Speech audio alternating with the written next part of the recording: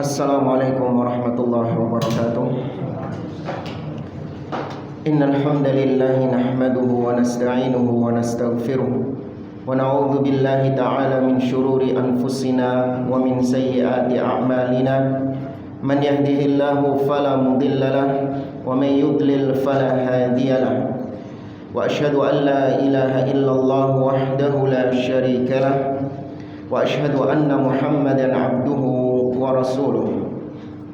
Ya ayyuhalladzina amanu taqullaha haqqa tuqatih wa la tamutunna illa wa antum muslimun. Ya ayyuhan nasu taqu rabbakumul ladzi khalaqakum min nafsin wahidah wa khalaqa minha zawjaha wa batha minhuma rijalan katsiran wa nisaa'a wattaqullaha alladzi tasaaluna bihi wal arham innallaha kana 'alaikum raqiba.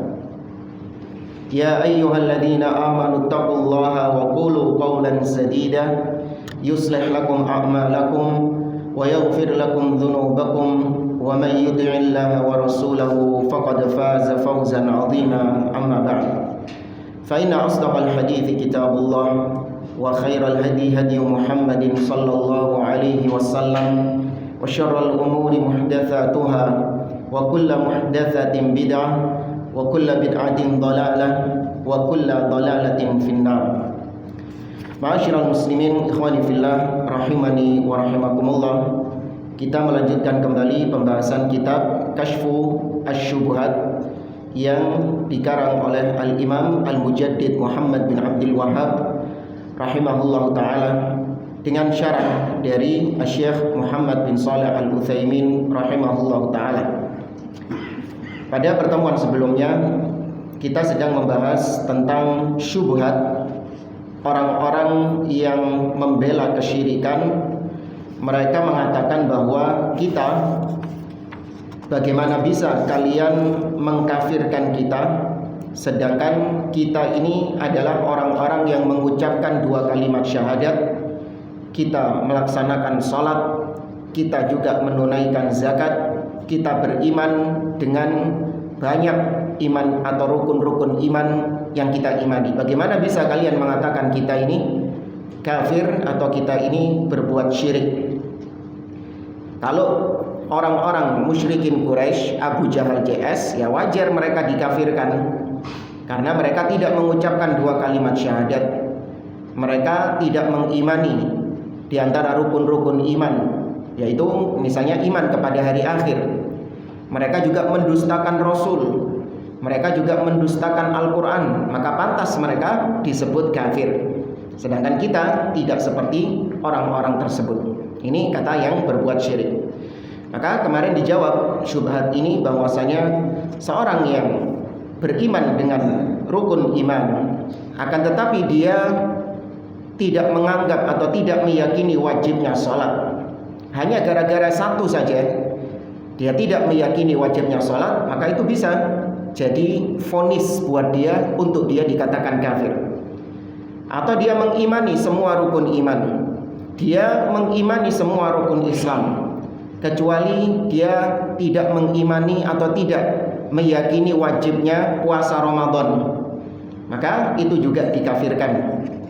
Intinya beliau kemarin menyebutkan beberapa bantahan-bantahan yang menunjukkan bahwa seseorang itu bisa dikatakan keluar dari Islam meskipun dia mengucapkan dua kalimat syahadat, kalau memang yang dia kerjakan itu adalah pembatal keislaman.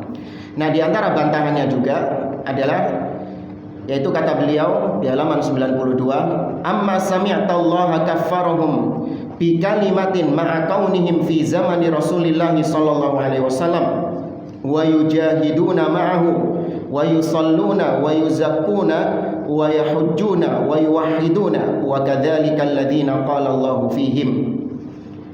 yakni orang-orang yang disebutkan di zaman Nabi SAW. Ada sebagian di antara mereka, orang-orang yang hidup di zaman Nabi SAW, mereka mengucapkan ucapan-ucapan kufur, padahal mereka ini melaksanakan sholat bersama Nabi, mereka juga menunaikan zakat, berjihad bersama Nabi, berhaji bersama Nabi.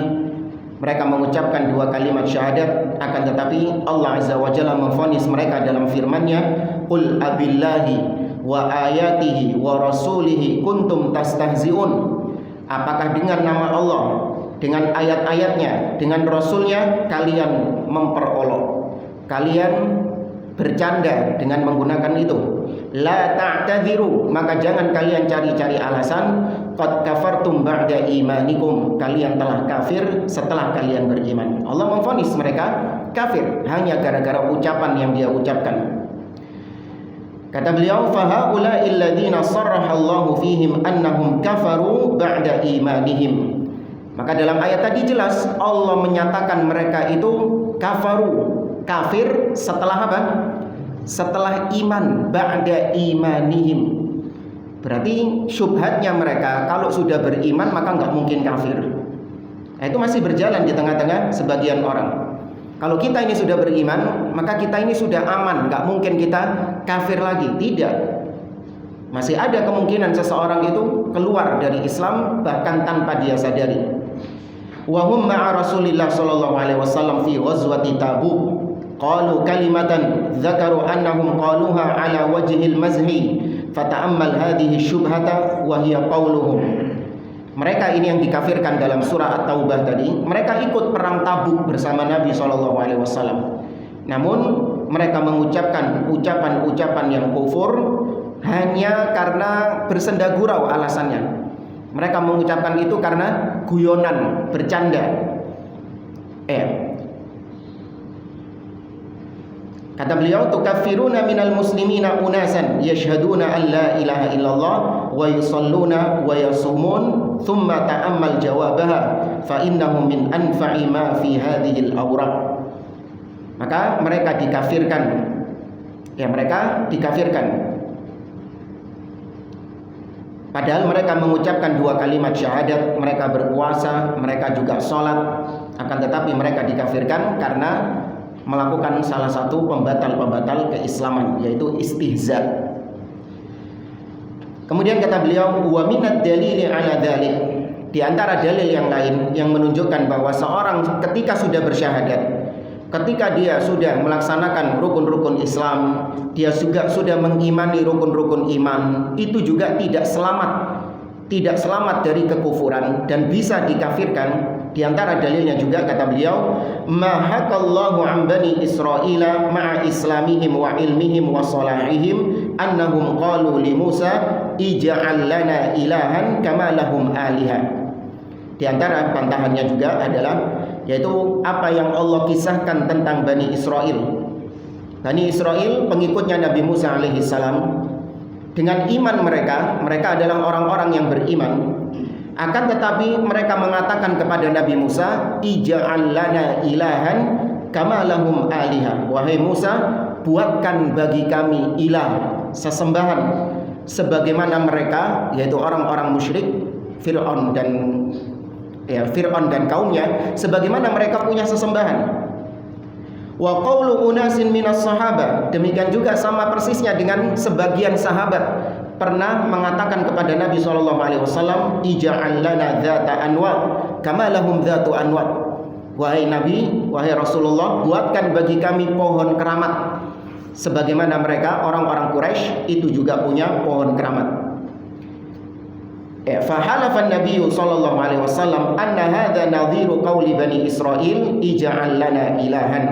Maka Nabi bersumpah bahwa ucapan sahabat ini persis dengan ucapan Bani Israil. Jadi dalam hadis yang diriwayatkan oleh Abu Waqid Al-Laythi, dalam riwayat Imam Muslim, suatu ketika para sahabat, Abu Waqid Al-Laythi menceritakan, kharajna ma'a Rasulillah sallallahu alaihi wasallam fi Hunain. Kami pernah keluar bersama Nabi sallallahu alaihi wasallam tatkala perang Hunain.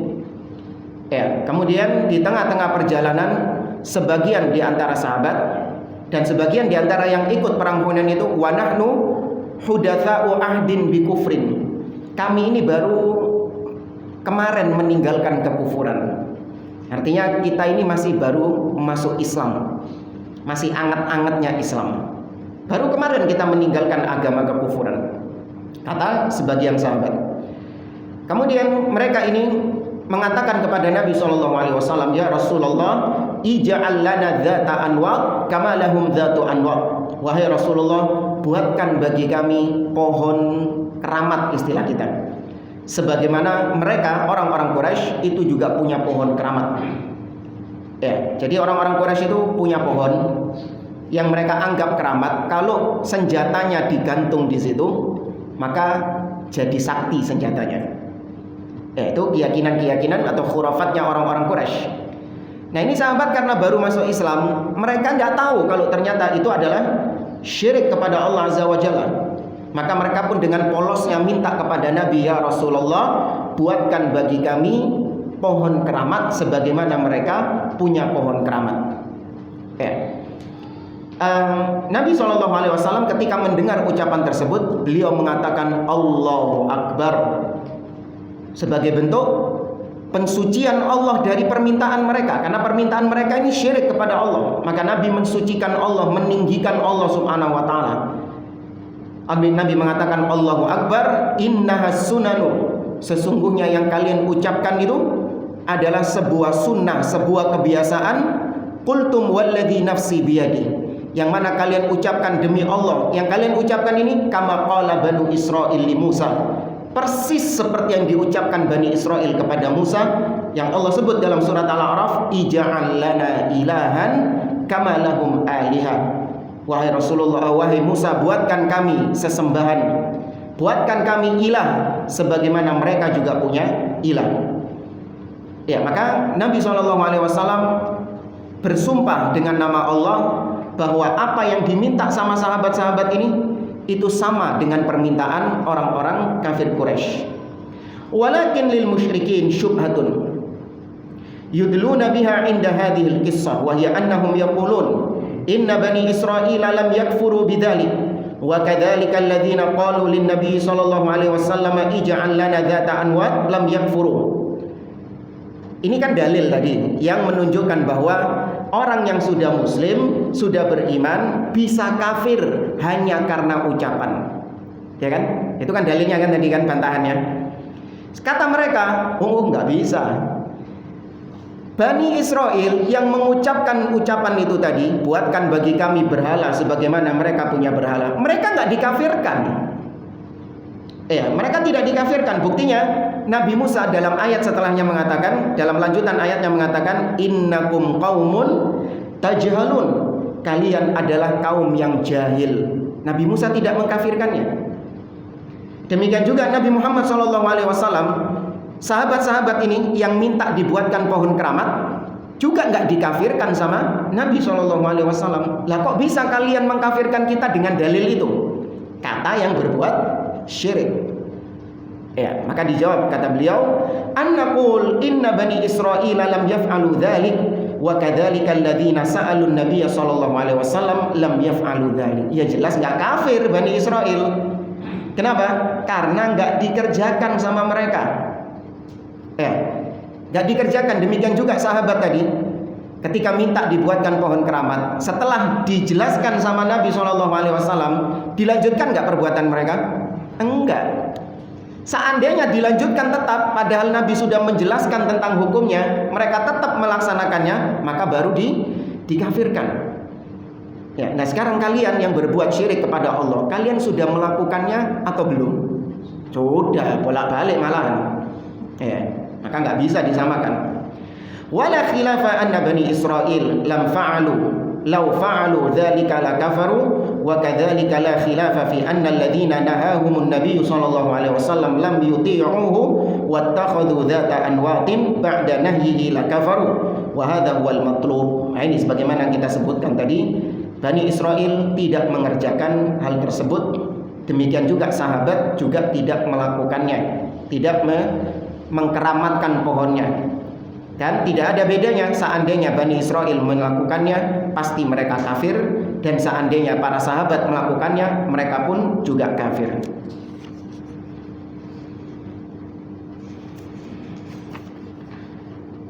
Kata beliau, walakin hadhil qissatu tufidu anna al-muslima balil alim qad yaqa'u fi anwa'in minasyirk. Dari kisah ini tadi, kata beliau, bisa diambil faedah kisah tentang tadi loh, Bani Israel sama sahabat yang minta pohon keramat tadi. Dari kisah ini diambil pelajaran bahwasanya seorang muslim, bahkan gak cukup muslim, seorang alim, ya, seorang ustadz, seorang ulama, itu mungkin dan sangat mungkin terjatuh dalam kesyirikan kepada Allah Subhanahu wa taala. La yadri anha, tanpa dia sadari, tanpa dia ketahui bahwa itu adalah perbuatan syirik. Fatufidu ta'alluma wa taharruza wa ma'rifata anna qaulal jahil at-tauhidu fahimna anna hadha min akbaril jahli wa makaidis syaitan. Maka dari situ kita tahu bahwa ucapan sebagian orang jahil yang mengatakan tauhid ini kita sudah paham. Orang jahil sebagian mengatakan kita sudah paham tauhid, nggak perlu diulang-ulang lagi, dipelajari lagi. Habis kitab tauhid selesai belajar usul tsalatsa, habis usul tsalatsa selesai belajar kasyfus syubuhat, nanti selesai balik kitab tauhid lagi, mungkin sudah khatam kita tauhid ini. Ini kata beliau termasuk kebodohan yang paling besar dan termasuk diantara jerat-jerat syaitan. Karena meskipun alim, Anda sudah tahu tentang tauhid, itu tidak menjamin Anda bebas, tidak akan mungkin terjatuh dari kesyirikan, tidak. Bani Israel yang dibimbing langsung sama Musa, sahabat Nabi yang dibimbing langsung sama Nabi SAW, mungkin jatuh ke dalam kesyirikan. Di sini ada footnote.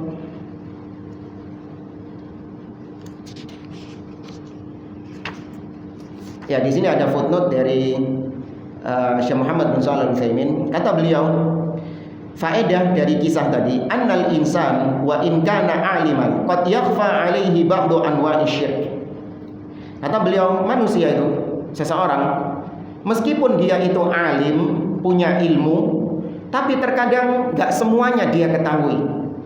Ada perkara-perkara tersembunyi yang tidak dia ketahui, dan ternyata itu adalah syirik kepada Allah Subhanahu wa taala.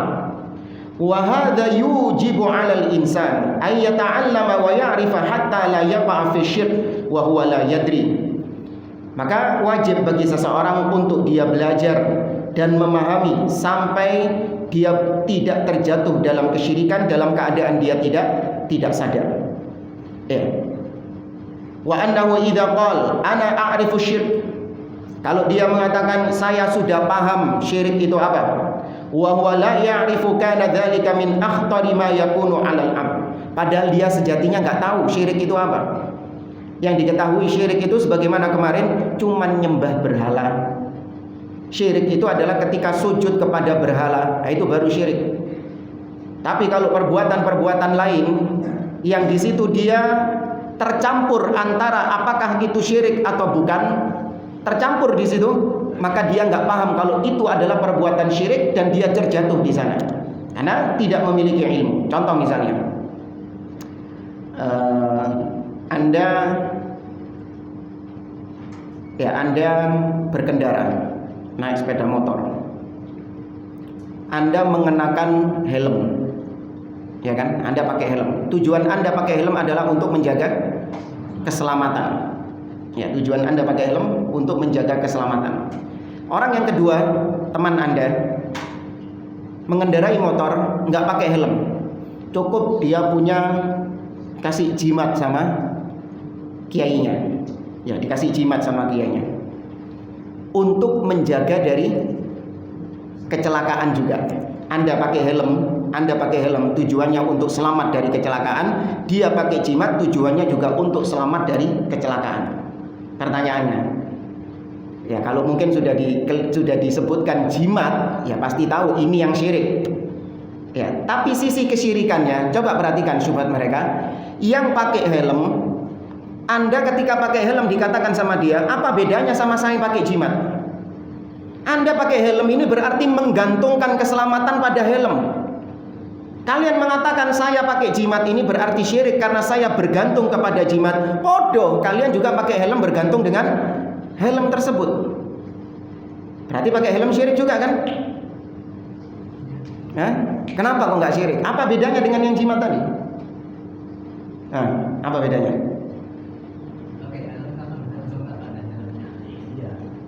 Sama-sama ikhtiar itu. Sama-sama mencari sebab. Sama-sama mencari usaha untuk mendapatkan keselamatan. Oke, sekarang dua-duanya sepakat. Oh tidak, saya pakai helm itu hanya tadi ikhtiar, hanya sekedar usaha saya untuk mencari keselamatan. Dan saya yakin keselamatan datangnya juga dari Allah, kata yang pakai helm. Yang pakai jimat juga bilang, bodoh, saya pakai jimat ini juga ikhtiar saya, usaha saya untuk mendapatkan keselamatan. Dan saya yakin bahwa yang ngasih keselamatan Allah subhanahu wa ta'ala. Berarti boleh nggak pakai jihad? Tuh, dia mengatakan yang ngasih keselamatan Allah kok. Sama, yang helm juga perantara. Kenapa? Nggak masuk akal. Iya, mengungkapkannya nggak masuk akal. Ya, kata para ulama, di sini dibedakan antara as-sabab al-haqiqi sama as-sabab al-wahmi. Ya, ada sabab hakiki dan ada sabab wahmi, yaitu sebab yang hakikat. Benar-benar sebab itu ada pengaruh antara hukum sebab akibatnya, itu ada koneksi. Paham maksudnya? Helm sama kecelakaan. Ini ada terjadi ittisol, terjadi hubungan langsung. Tahu nggak maksudnya? Helm bisa menyelamatkan seseorang dari kecelakaan. Itu disebut sebab yang hakiki karena hubungannya langsung, dia itu koneksinya itu langsung.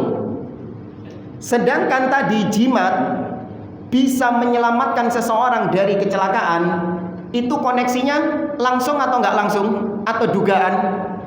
Dugaan. Ya, dugaan. Maka sebab yang hakiki cuman ada dua. Yang pertama dengan dalil. Ya, yang pertama dengan dalil, Zam-zam bisa menyembuhkan penyakit. Ya, kemudian bacaan Al-Qur'an bisa menyembuhkan penyakit. Itu dengan dalil. Ya, meskipun kalau dilihat hukum sebab akibatnya gak nyambung, masa diwocokno Quran bisa sembuh.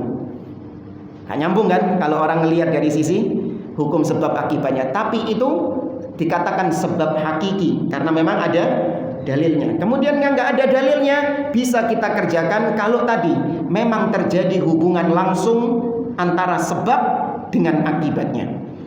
Terjadi hubungan langsung. Pertanyaannya, remote menyebabkan AC nyala, terjadi hubungan langsung nggak? Hah? Nggak bersentuhan remote-nya sama AC-nya? Hah? Ya, kata para ulama, hubungan langsung di sini itu terkadang diketahui sebagian orang, terkadang oleh sebagian orang yang lain tidak diketahui. Ya, seperti remote tadi. Remote ini kita katakan hubungan langsung antara sebab dengan akibatnya. Remote dipencet, sebabnya remote dipencet, akibatnya AC-nya nyala. Meskipun tidak terjadi koneksi langsung, tapi sebagian orang yang memang ahli dalam bidang ini itu mengatakan terjadi koneksi, cuman kon gak ketok. Kan gitu kan? Terjadi koneksi langsung, tapi kok nggak kelihatan di situ. Karena sebagian orang yang nggak paham tentang masalah ini, mana nggak ada koneksi apa-apa kok, nggak terjadi koneksi apa-apa. Demikian juga dokter ahli kesehatan, mereka mengatakan bahwa obat ini itu bisa mengakibatkan penyakit ini hilang, bisa menyebabkan panas Anda menjadi turun, bisa mengakibatkan demam Anda menjadi turun. Itu cuman dokter yang tahu. Hukum sebab akibatnya itu koneksinya cuman sebagian orang, dokter yang tahu. Tapi kita nggak tahu. Kok bisa obat gini bisa nurunin demam itu? Iya, koneksinya itu di mana kita nggak tahu. Tapi itu ilmiah. Paham ya? Itu ilmiah, dibuktikan dengan ilmu, dengan ilmiah. Sedangkan tadi pakai jimat atau majang fotonya orang alim untuk supaya rumahnya ini dijaga, tidak terjadi kecelakaan, kebakaran. Ini hubungannya nggak langsung, alias itu hanya sekedar dugaan.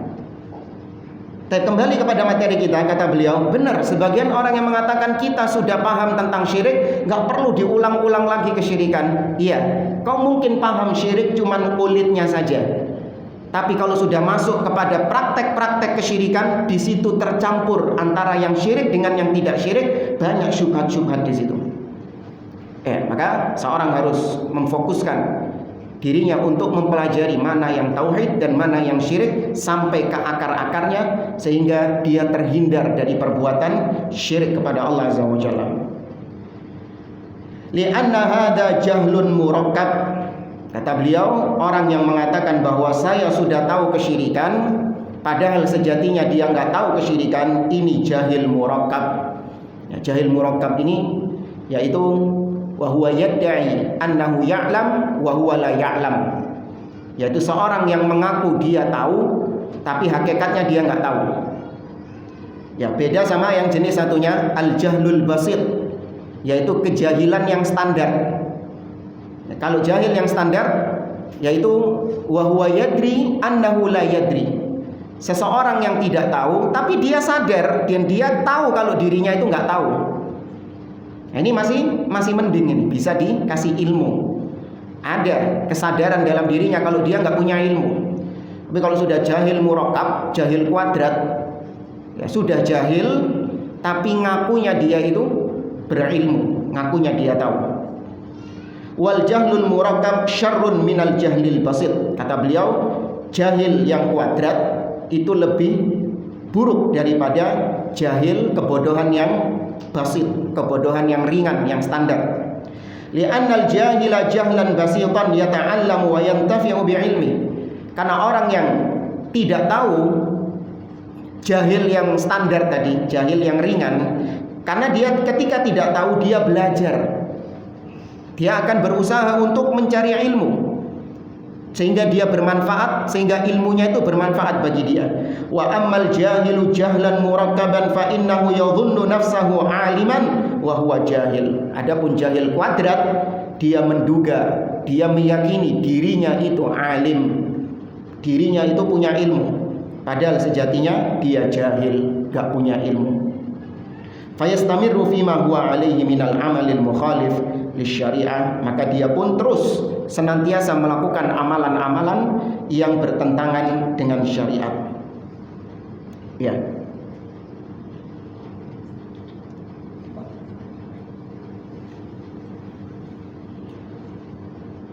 Dan kemudian kembali lagi ke ucapan Syekh Muhammad bin Abdul Wahhab, wa tufidu aidan annal muslimal mujtahida idza takallama bi kalami kufrin wa huwa la yadri fanubbiha ala dzalik fataba min sa'atihi annahu la yakfur kama fa'ala banu Israil walladzina sa'alu nabiyya sallallahu alaihi wasallam.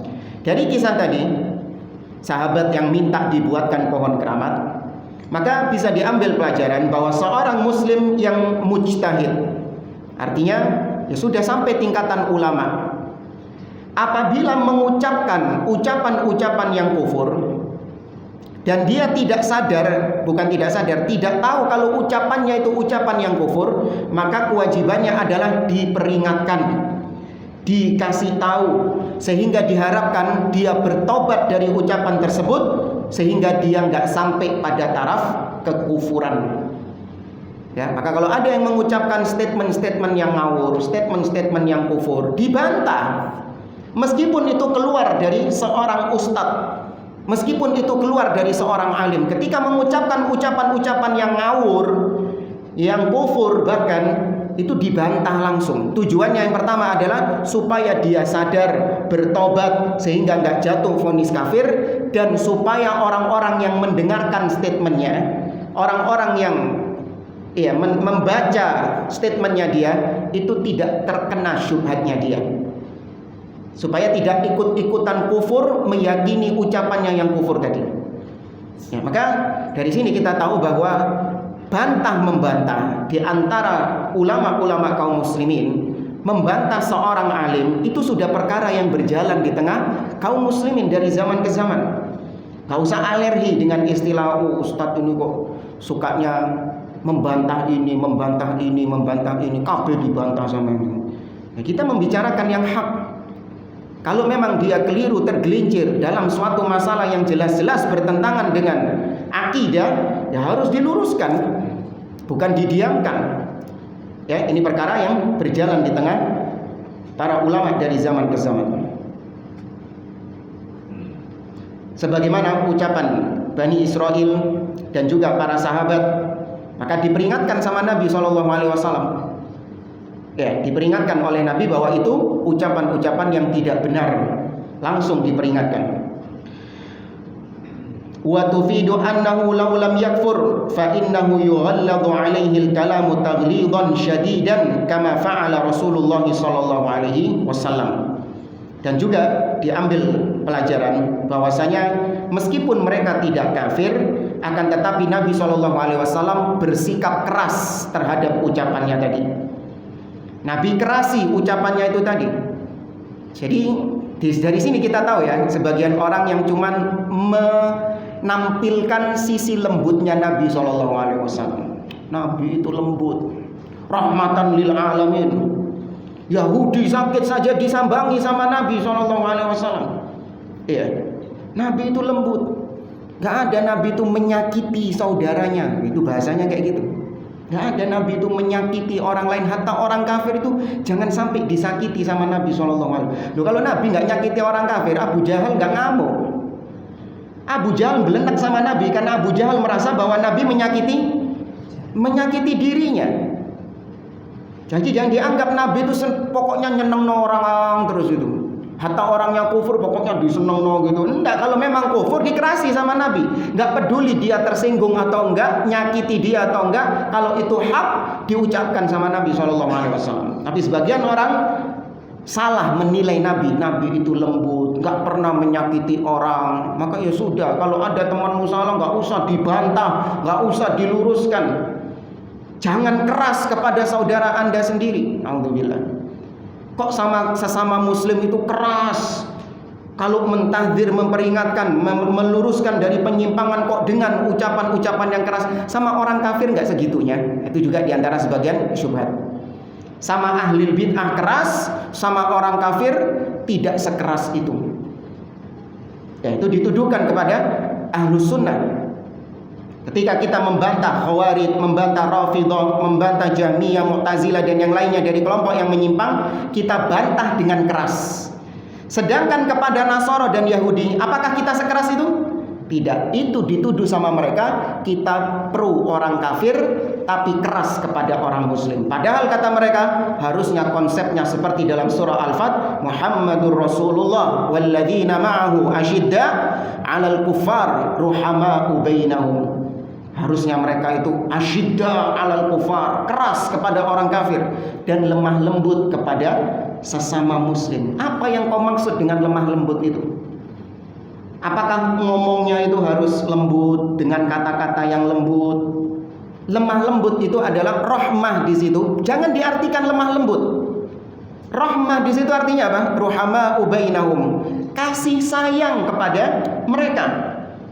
Dan itu yang sedang kita jalankan. Kita lebih sayang kepada kaum muslimin daripada orang-orang kafir. Sehingga ketika ada saudara kita kaum muslimin yang terjatuh ke dalam kesalahan-kesalahan, lebih kita peringatkan daripada orang kafir yang jatuh terhadap kesalahan. Ada dua orang. Anda kenal dua orang ini. Yang satu muslim, yang satu kafir. Sama-sama minum khamr dua-duanya, mabuk. Kira-kira yang Anda peringatkan itu siapa? Ya yang muslim. Yang kafir masih sampai teler, delosor, biarkan sudah. Karena apa? Ada yang lebih parah dari cuma sekedar minum khamr. Apa? Kekufurannya. Sedangkan yang kita peringatkan saudara kita yang muslim ini, karena itu bentuk kasih sayang kita. Ya. Sebagaimana pernah kita sampaikan, kita saja anak kita sama anak tetangga yang sering kita marahi siapa? Hah? Anak kita ya? Anak tetangga nggak pernah dimarahi. Apakah menunjukkan bahwa Anda lebih cinta sama anak tetangga daripada anak Anda? Enggak lah. Justru itu adalah cinta Anda kepada anak. Dengan Anda memarahi dia, ya bahkan terkadang dipukul anaknya. Anak tetangga nggak pernah dipukul. Pernah mukul anak tetangga? Gak wani. Itu menunjukkan bahwa kita lebih sayang sama anak kita daripada anak tetangga. Demikian pula ketika kita membantah orang-orang yang menyimpang di tubuh kaum muslimin, itu bentuk cinta, bentuk kasih sayang kepada mereka. Kok kata-katanya kasar? Ya tergantung penyimpangannya memang. Tergantung kesesatannya juga.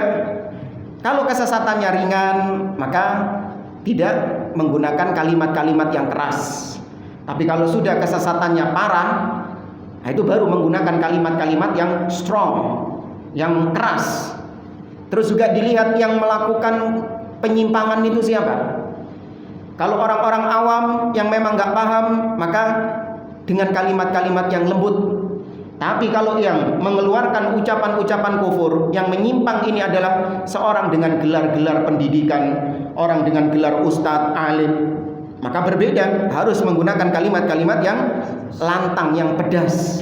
Itu ditunjukkan Nabi SAW. Sebagaimana Nabi SAW pernah mendapati ada seorang khatib. Nabi itu menugaskan sebagian sahabat untuk menjadi khatib bagi kaumnya di kampungnya. Ya, ada sahabat-sahabat itu ditugaskan sama Nabi untuk menjadi khatibu qaumi. Khatib buat kaumnya dia, juru bicara kaumnya dia. Suatu ketika Nabi mendengar sang khatib ini sedang berkhutbah di hadapan kaumnya. Sang khatib mengatakan, "Man yuti'illaha wa rasulahu, man yuti'illaha wa rasulahu faqad rasyad." Barang siapa yang taat kepada Allah dan Rasulnya, maka dia akan mendapatkan petunjuk. Wa may ya'sihima faqad ghawa. Tapi barang siapa yang mendurhakai mereka berdua. Siapa mereka berdua di sini? Allah dan Rasulnya. Barang siapa yang mendurhakai mereka berdua, maka dia telah tersesat.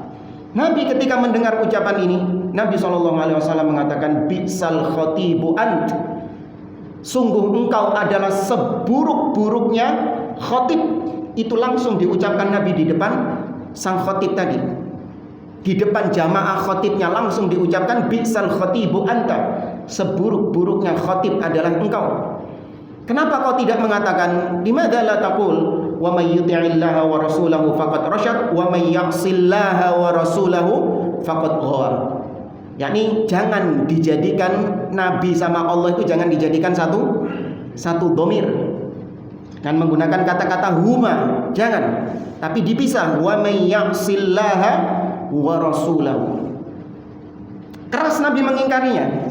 Sebagian orang yang enggak paham inti permasalahannya, mereka ngelihat, waduh, cek kerengi Nabi ini. Kan cuman salah gitu tok. Sebagian orang kan ngelihatnya gitu ya. Kan cuman ngono tok. Enggak parah. Cuman menggabungkan Allah sama Rasul digabungkan jadi mereka. Kan kesalahan ringan. Kenapa Nabi begitu keras mengingkarinya? Kau ngelihat dia ringan itu dari sisi mana? Kau menimbangnya dengan timbangan apa kok bilang ringan itu? Timbangan apa? Hawa nafsu dia. Ya, dia menimbangnya itu dengan timbangan hawa nafsu. Kan cuman kesalahan gitu. Cok kereng-kereng bohong. Gitu.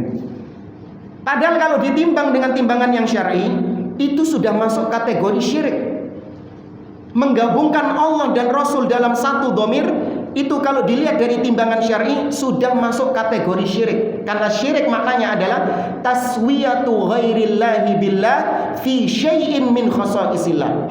Menyetarakan Allah dengan selain Allah dalam perkara-perkara yang menjadi kekhususan bagi Allah. Menyetarakan. Berarti tadi mengatakan barang siapa yang mendurhakai mereka, menyetarakan Allah dengan Nabi bukan? Menyetarakan Allah dengan Nabi. Itu kalau dilihat dari sisi itu jatuh syirik. Tapi kalau dilihat dari sisi perasaan, alah ngono tok ae. Maka menimbang sesuatu dengan syar'i, dengan syariat. Jangan menimbang sesuatu dengan hawa nafsu. Dan insyaallah pada pertemuan berikutnya ada syubhat lain yang diungkapkan oleh mereka berkaitan dengan kisah Usamah bin Zaid yang membunuh seseorang yang mengucapkan la ilaha illallah. 5 berapa ya? Itu sudah masuk ya. Baik, insyaallah kita lanjutkan. Kita ada berapa pertemuan lagi? Jumat besok terakhir ya. Sudah selesai, ini terakhir.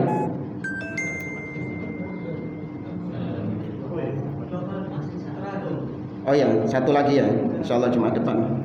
Ya kan? Ya, nah insyaallah wallahu a'lam bissawab. Aqulu qouli hadza, sallallahu ala nabiyyina Muhammad wa ala alihi wa sahbihi ajma'in. Wa akhiru da'wana alhamdulillahi rabbil alamin. Assalamualaikum warahmatullahi wabarakatuh.